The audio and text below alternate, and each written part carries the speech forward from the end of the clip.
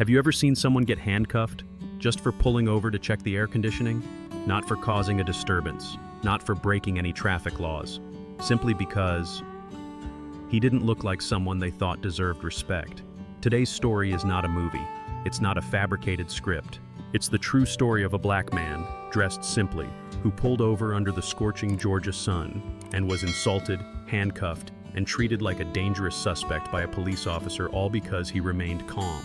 What that officer didn't know was that the man was no ordinary citizen. He was a major general in the United States military, and with just one phone call, everything changed. A hidden truth was exposed, a community awakened, and a system was forced to face itself. Stay with us, because what's about to unfold isn't just an arrest, it's a powerful lesson in authority, restraint, and justice. Some days everything seems normal, clear skies, quiet highways, no alarming reports on the traffic news. But sometimes all it takes is one small glitch for everything to veer off course. Major General Nathaniel Cross, 50 years old, was driving his sleek black SUV along Highway 280, somewhere between Albany and Fort Benning, Georgia. A simple polo shirt, khaki pants, no rank insignia or medals on display. To a passerby, he was just a middle-aged man out on a sweltering summer afternoon. No one knew this man had once commanded thousands of soldiers, had sat in meetings with the Secretary of Defense, and had received medals for top-secret missions on foreign soil. The SUV was running smoothly until suddenly, the cool air inside disappeared. In less than 30 seconds, the heat rushed in like someone had opened a door straight into the heart of July. Nathaniel frowned. Glancing at the center display, the AC indicator was blinking erratically. This couldn't wait. The southern heat was not something to take lightly. He carefully pulled off onto a small shoulder, not far from a rusted sign that read Schley County 4 miles. It was quiet, desolate. Only the sound of cicadas and the long shadows of trees cast across cracked, dry ground. He shut off the engine and opened the hood. The heat rising from the engine was intense. He bent down to check, his movements calm and deliberate. A malfunctioning AC could be a wiring issue or a faulty cooling fan. Nothing serious, just a few minutes for a basic check. But then, the sound of gravel crunching under tires behind him made Nathaniel look up. The side mirror caught the flashing red and blue lights. An old police cruiser had pulled up not far behind. No siren, just the slow, circling lights, like a silent warning. "We're watching you." The car door opened. A blonde female officer, hair in a tight bun, dark sunglasses on, stepped out. No smile, no greeting. She walked straight over and tapped on his window with 2 fingers, coldly. "What are you doing here?" Nathaniel stayed composed. "I pulled over to check the air conditioning. It seems to be broken."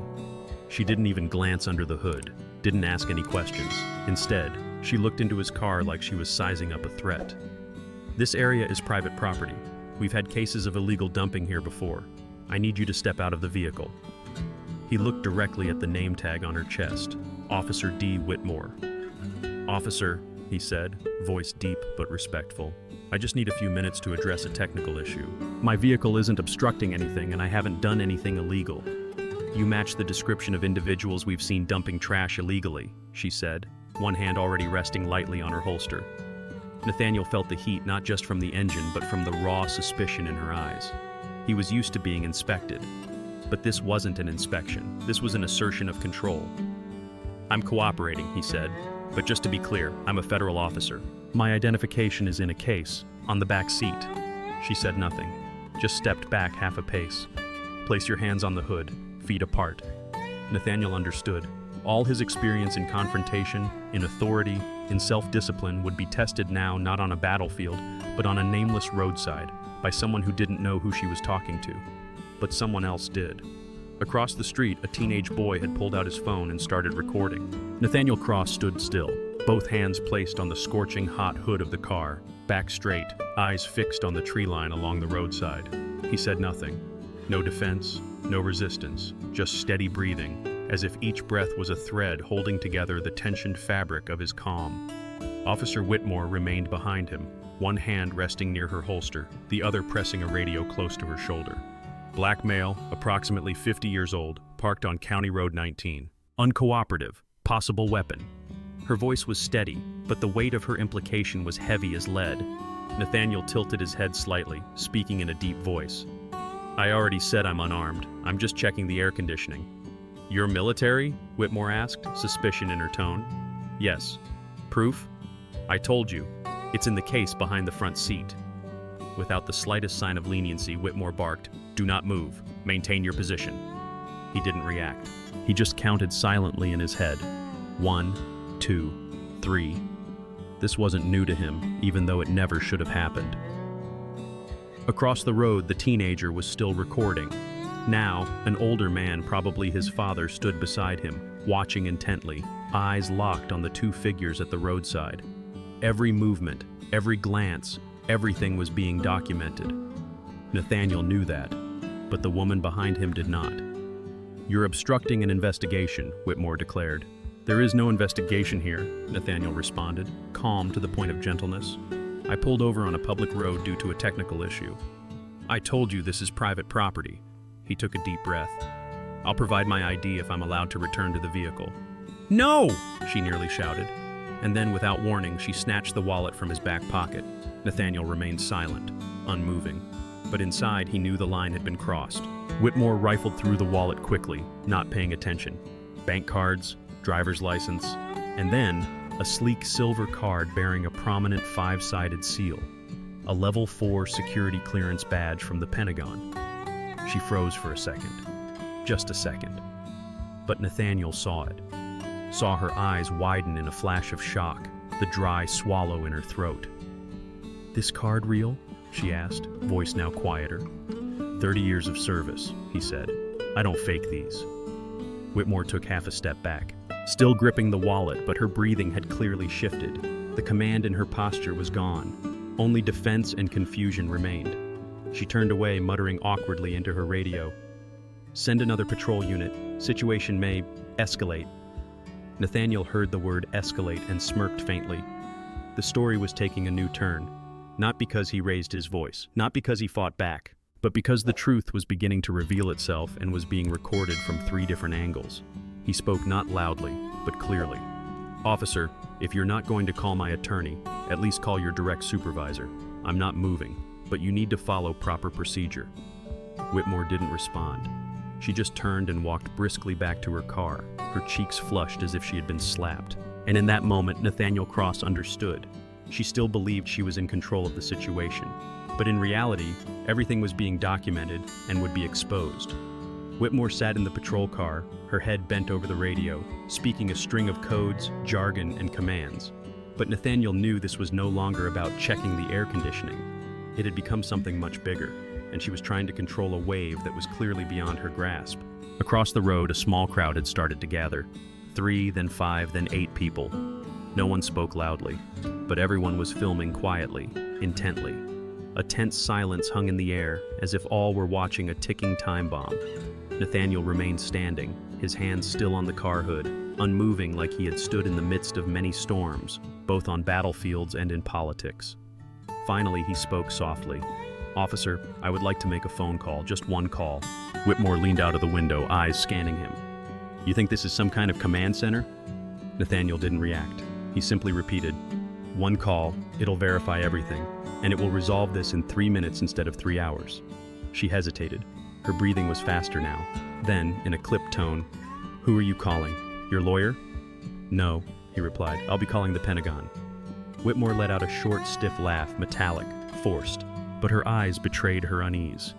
"You can hand me a phone, or I'll wait for your supervisor and ask them. I don't want this to escalate unnecessarily." Whitmore exhaled sharply and turned her head toward the car. Moments later, another officer appeared, tall, dark-skinned, moving at a measured pace. Deputy Chief Malcolm Boyd. He didn't rush, nor did he carry an air of defense. Just calmness, almost weariness, like someone who had seen this sort of thing too many times. Boyd approached Nathaniel, speaking cautiously. "Hello, I'm Deputy Chief Boyd. Your full name, sir?" Nathaniel turned, his gaze steady. "Major General Nathaniel Cross, United States Army. My military ID and security clearance badge are in the briefcase behind the driver's seat." Boyd froze briefly. "Major General?" "Yes," Nathaniel nodded. "And I need to make an urgent call. I won't move, but this call will clarify everything, right now." Boyd glanced at Whitmore, who was now looking away. Her earlier arrogance completely vanished. Without a word, Boyd pulled out his personal phone and handed it to Nathaniel without hesitation. Nathaniel took it, dialed a familiar number, one he had used more than 100 times during his years at the Pentagon. The phone rang twice, then a voice answered. Colonel Monica Kendall. Monica, this is Nathaniel. I'm being unlawfully detained in Schley County, Georgia. Need urgent verification of ID and location. Civilians are recording everything. There was silence on the other end for a few seconds. Then her voice sharpened. Understood. Stay on the line. I'm switching to internal channel. Do not leave that location. The call lasted exactly 85 seconds, but it changed everything. At the end of the road, 3 unmarked black SUVs appeared. Quiet, swift. They parked precisely, like a formation on the front line. Inside were men in dark suits, earpieces in their ears, eyes focused and unwavering. Whitmore turned, face pale. In that moment, she began to realize that the man she had just handcuffed wasn't just a black man parked in the wrong place. He was a major general in the military, and the call he had made had just reached the Pentagon. Nathaniel handed the phone back to Boyd calmly. Thank you, officer. From here on, this matter is no longer within Schley County's jurisdiction.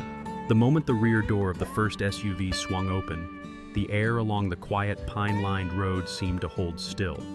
Stepping out was a man in formal military uniform, officer's cap in hand, eyes sharp beneath a broad forehead. Colonel Errol Gaines, senior envoy from the Department of Defense. Gaines didn't need to shout. He didn't need an introduction. His mere presence was enough for everyone to realize. The level of this situation had changed. He didn't shake hands. He didn't look into any cameras. He simply walked straight to the patrol vehicle where Major General Nathaniel Cross was seated in the back, iron cuffs still visible around his wrists. Sir, he said, opening the car door himself, his voice firm but not raised. I'm here on behalf of the Department of Defense to escort you. Are you all right? Nathaniel nodded and stepped out calmly. I'm fine, Colonel. Thank you for arriving so quickly. No one in the crowd along the roadside said a word, but every phone was now held higher, recording every moment. Right at a place once suspected of being an illegal dumping site, a real demonstration of authority was unfolding, and everyone knew this was no longer just a matter between a patrol officer and a citizen. Deputy Chief Boyd stepped forward but hesitated as he saw Gaines. We didn't have the full information, Colonel. You do now, Gaines replied tersely. Then he turned to Officer Whitmore, who now stood frozen, arms tight to her sides, eyes flickering between shame and fear. You're the one who restrained Major General Cross? I was just following protocol. Did you check his identification? I saw it, but I couldn't verify its authenticity. You were trained to do that. You chose not to trust it, not that you couldn't verify. Gaines didn't need to raise his voice.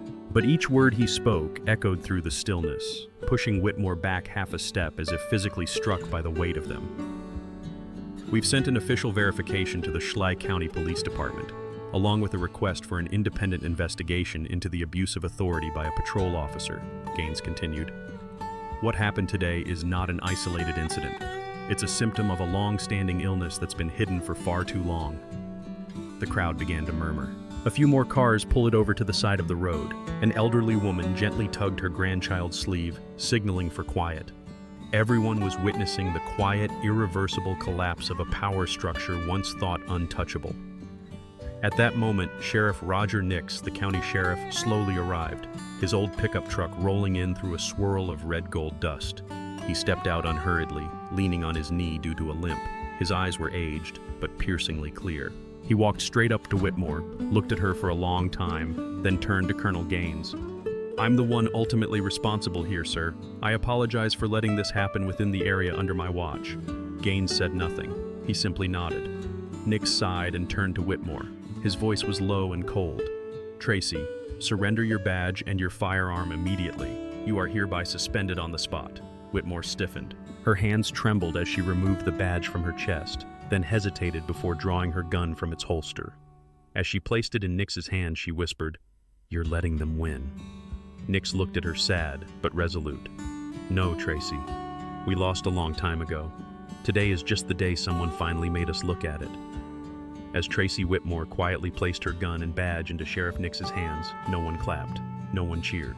There was only silence, a different kind of silence, deep and cold like an early winter morning, where the truth had become so clear that no one needed to argue anymore. She lowered her head, blonde hair falling over teary eyes. Though her face tried to remain composed, the collapse within her was evident, like a sandcastle tower swallowed by the very wave she once thought she controlled. Major General Nathaniel Cross didn't look at her. He turned toward the crowd lining the roadside where phones were still held high, where eyes had shifted from curious to admiring, from outraged to solemn. A young man, Miles, the teenager who had filmed the entire incident, removed his earphones from the phone and handed them to his father, whispering, "I recorded every detail. Nothing's missing." His father nodded slightly, eyes quietly fixed on General Cross, as though witnessing a moment of history. Sheriff Nix turned back to Colonel Gaines. "We'll begin an internal investigation today, but I'm afraid this has already gone beyond the reach of a local police department." Gaines nodded. "I'll forward the entire case to Washington. The Department of Defense won't let this be forgotten." He paused, scanning the scene. A road once unknown in the middle of the woods had now become the stage for a demonstration of truth. Then he turned to Nathaniel Cross. "Sir, I've arranged for a private vehicle to take you to Fort Gordon if you prefer." Cross shook his head, gaze calm. "I can drive myself, as long as the AC doesn't break again." Gaines chuckled lightly. That small laugh seemed to ease the air just a little, because even after being handcuffed, humiliated, and unjustly suspected, Major General Nathaniel Cross still held on to what no badge or rank could ever bestow: calm dignity, and the bearing of a man who had faced both war and injustice without losing himself. At that moment, a black vehicle from the Department of Justice pulled up. A young woman stepped out, dressed in a black suit, hair neatly tied back, holding a brown leather notebook. She approached the sheriff and introduced herself. "I'm Agent Alyssa Cho, Federal Internal Affairs Unit. I've been ordered to immediately initiate an investigation into Officer Tracy Whitmore's abuse of power." Sheriff Nix nodded, unsurprised. "We're ready to cooperate." Alyssa turned to Whitmore, who now stood beside her car, her figure shrinking like a shadow. The agent opened her notebook, voice stern. "Ms. Whitmore, under federal regulation, you are required to submit a full incident report, communication logs, and a detailed statement before a special investigation board." Whitmore said nothing, just gave a slight nod, but her eyes, filled with both fear and resentment, still clung to something from a past that once belonged to her: authority. But true authority had left her the moment she chose to clamp handcuffs on a man whose name she never asked, whose face she never truly saw simply because of his skin color and one prejudiced assumption. Colonel Gaines stepped closer to Cross once more. "We can let them handle the rest, sir." Cross looked out toward the road where the trees still rustled in the afternoon wind. He said softly, "Yes, but don't let this become just another headline. Let it become a lesson." Gaines nodded. "I understand." They shook hands, not for show, not for the cameras, but that moment etched itself deeply into the hearts of those watching. A reminder that strength doesn't lie in weapons or badges, but in how a person chooses to confront injustice with resolve, dignity, and without ever needing to raise their voice. Major General Nathaniel Cross's vehicle pulled away from the scene slowly, leaving behind a road now silent, where every eye still followed him as if no one wanted the moment to pass too quickly. On the way back to Fort Gordon, he didn't turn on the radio. There was no need for any sound besides the steady rhythm of tires rolling over the asphalt. His mind wasn't spinning with anger or hurt, just filled with quiet questions. Not about himself, but about an America he had served for over 30 years, where many still couldn't see the value of a person beyond the skin they wore. He recalled the look in the eyes of the young deputy, Boyd, the one who handed him the phone to call the Pentagon. It wasn't a loud expression, but it held something rare: the willingness to listen. A man who didn't need to know who Cross was, only that something wasn't right. In Schley County, the story didn't end when Major General Cross drove away. The video posted online by Miles Reardon, the teenage boy, touched the hearts of millions, not just because a general had been handcuffed, but because of his silence, his calm demeanor in a moment when anyone else might have lost control, forced a nation to pause and reflect. Within 24 hours, the video had been shared across all social media platforms. News outlets began tracking its source, then aired it under bold headlines. A general arrested and no one knew who he was. Silence that made a nation speak. True strength doesn't need to raise its voice. In the Reardon family living room, Miles munched on a sandwich while checking his phone. 150,000 likes, nearly 2 million views, and comments from strangers across the country. I'm a veteran. This video made me cry. This isn't just a military issue. This is all of us. Kid, thank you for hitting record. He looked over at his father, eyes bright not from fame, but because for the first time, he felt that what he did had truly made something better. Meanwhile, at the sheriff's office, Sheriff Nix stood silently before the internal notice board. He motioned for his assistant to leave, then turned to Colonel Gaines, the officer temporarily coordinating the case on behalf of the Department of Defense. "Gaines," he said, voice low, "you know what makes me the angriest?" Gaines shook his head. "It's not that Tracy Whitmore did something wrong. It's that the rest of us around her let her believe she could do it, and no one would say a word." It was not an easy admission, especially for a man like Nix, but he knew. Sometimes, honor isn't about covering mistakes, but facing them. The next morning, an internal notice was sent to the entire Schley County Sheriff's Department. The title was clear: Internal Training Restructure Mandatory Requirements, Training on Unconscious Bias, Civilian Interaction Response Training, Community Perception Awareness Evaluations. Not everyone was pleased. Some called it a concession, some thought it was performative, but one among them, Deputy Boyd, simply nodded and whispered to himself, "It's about time." In a modest room at the Fort Gordon base, Major General Cross carefully removed his watch and placed it on the table. Behind him was a framed photo, him in uniform, smiling alongside his wife and 2 daughters, all bathed in sunlight. He sat down, opened his laptop, and typed the first line of an email to command headquarters. "I do not request criminal prosecution, but I recommend organizing a discussion session for officers and enlisted personnel on how to remain calm in situations involving provocation and insult, because sometimes what preserves the honor of the military isn't a weapon, it's a mindset." Major General Nathaniel Cross. The next day, the sky over Schley County looked unremarkable. The sunlight was still pale like every southern Georgia morning, but the atmosphere inside the sheriff's department was anything but ordinary. A strange silence blanketed the space, not the kind that comes before a storm, but the kind that settles in when people realize they've just witnessed something that cannot be ignored. Sheriff Nix's office was cluttered with paperwork. The window was cracked open, letting in a breeze carrying the scent of freshly cut grass. He set down his pen on the preliminary investigation report submitted earlier that morning. Officer Tracy Whitmore's conduct had been determined as a serious breach of protocol, clear bias, and unnecessary use of force against a non-threatening civilian. Beneath that was the official recommendation: immediate suspension and referral to the State Department of Justice. Sheriff Nix sighed. Part of him felt relieved, but there was also an undeniable bitterness seeping in, because he knew this wasn't just about one person. This was a mirror reflecting a culture that had existed far too long. Elsewhere in town, 17-year-old Miles Reardon, the boy who recorded the fateful video, sat in front of his computer. His small room was lined with posters of documentary filmmakers. But today, the person inspiring him wasn't anyone on screen. It was the gray-haired general who had been handcuffed on Route 19. Miles opened his editing software and typed in the title. "I didn't know who he was, but I knew it was wrong." A quote he wrote himself appeared against a black screen. "You don't need a title to see injustice. You just need a heart that still aches when someone is humiliated and can't fight back."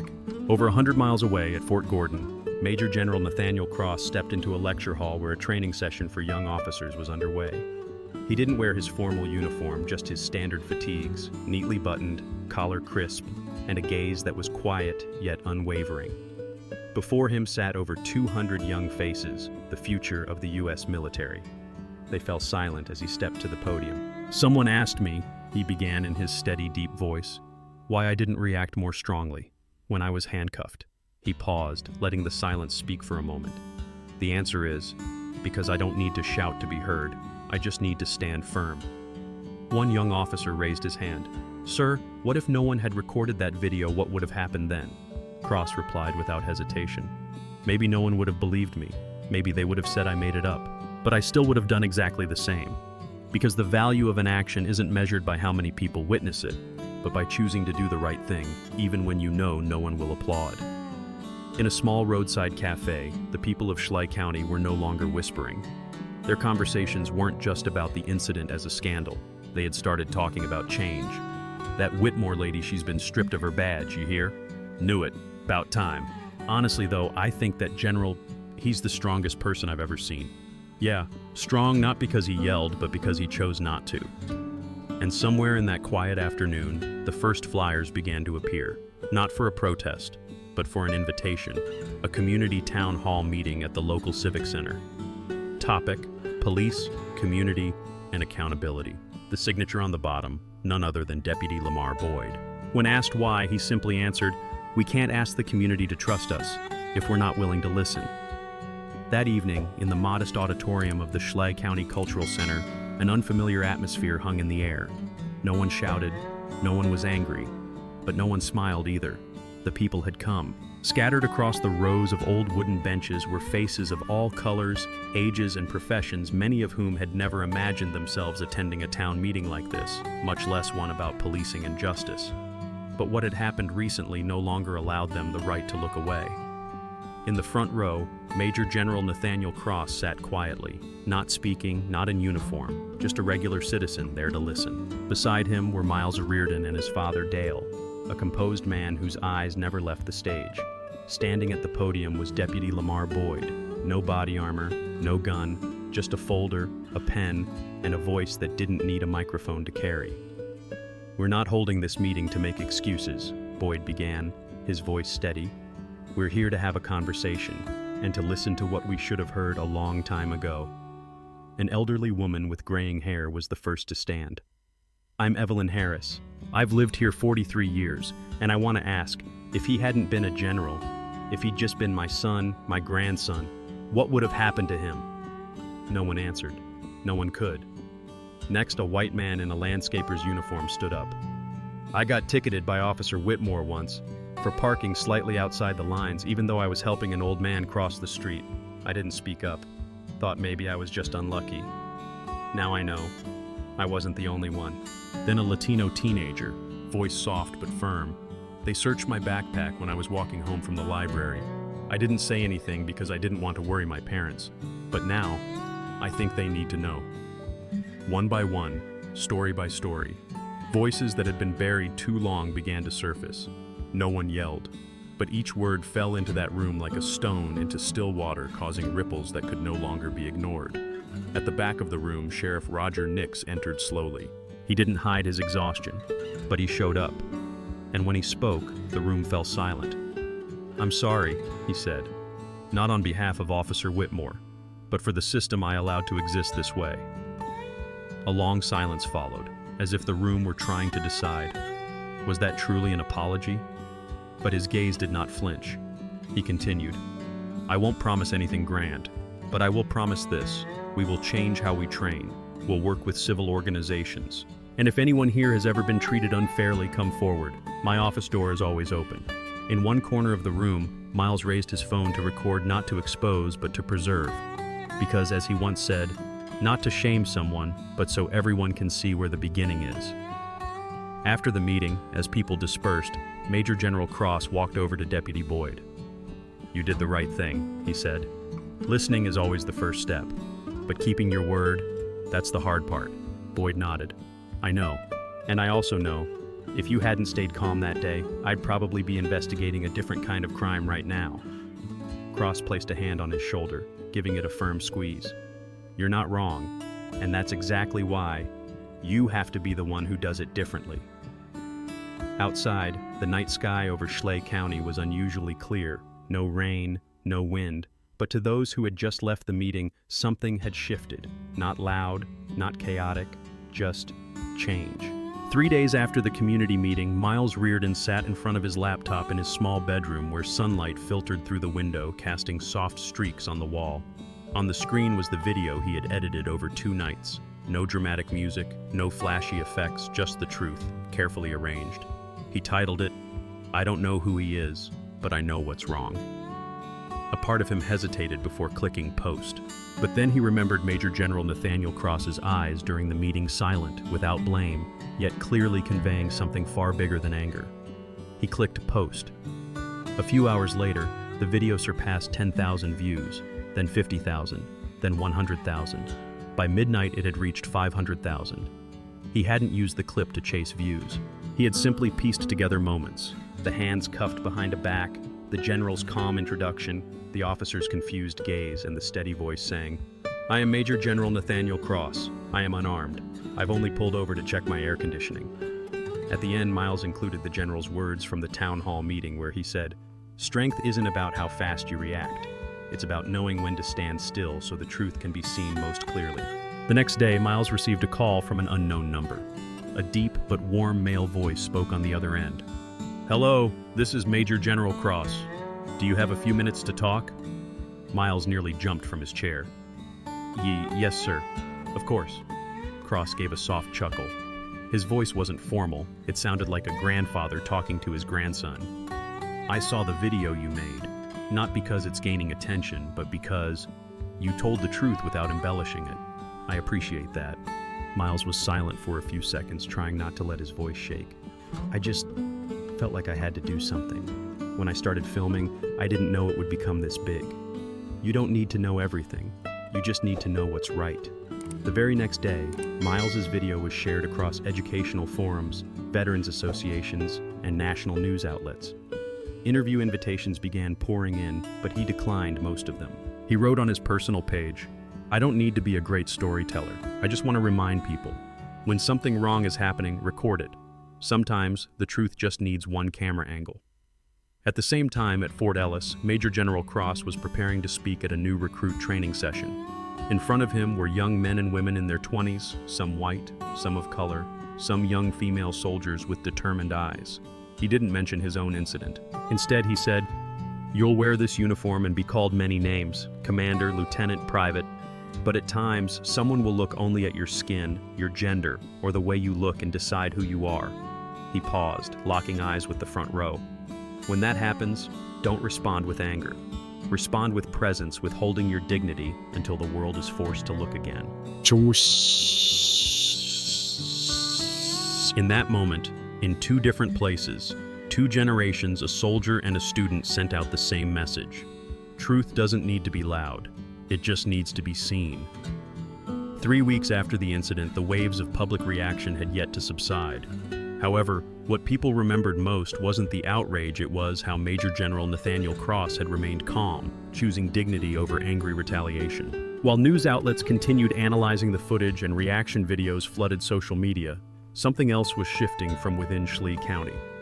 The Sheriff's Department announced a series of internal reform measures. Officer Tracy Wilburn was officially terminated for abuse of authority, failure to follow identification procedures, and use of discriminatory language. But this time, no one defended her. There was no silence, no cover-up, no just a misunderstanding. At a recognition ceremony in the county's Central Hall, the Reardon family was honored for their courageous civic spirit. Miles received a certificate from a nonprofit organization that trains young people in civil rights and responsibilities. But what made the entire room rise to their feet was when Major General Cross, who rarely appeared in public, walked onto the stage alongside Miles. He wore no medals, no uniform, just a calm-faced man who placed a gentle hand on the shoulder of the teenager who had recorded a crucial truth. "You didn't film that video to become famous. You filmed so no one could say, 'I didn't see anything.' Thank you for that." The crowd remained silent, as if emotion swept through them in place of applause. As for Major General Cross, he didn't change his work schedule. Back at Fort Ellis, he continued leading, teaching, and quietly watching the next generation of officers emerge from the ranks. But in every training session afterward, he always reserved the last 10 minutes to tell one story.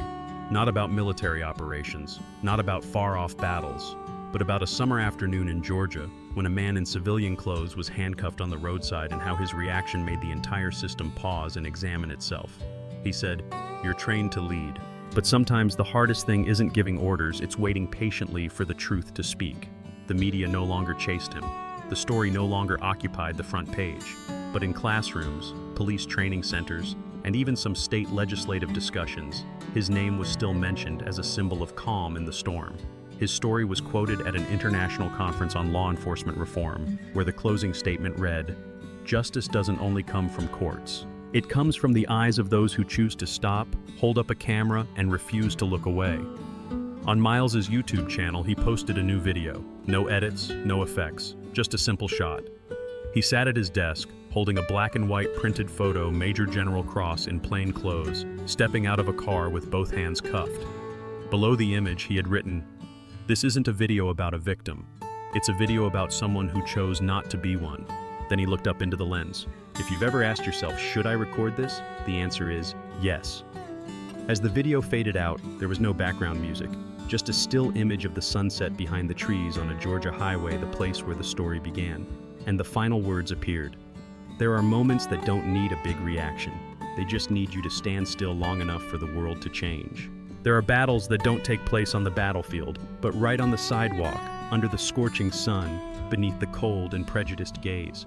And there are people who don't need to raise their fists, don't need to shout, to reclaim justice. They only need to stand their ground. General Marcus Delroy didn't yell. He didn't resist. He simply stood there calm, dignified, and let the truth speak for itself. And it was precisely his restraint that accomplished what millions of words could not. It awakened an entire system. This story is not just a slap in the face of corrupt power. It's a powerful reminder that justice isn't always loud. But once it arrives, it makes the whole world stop and listen.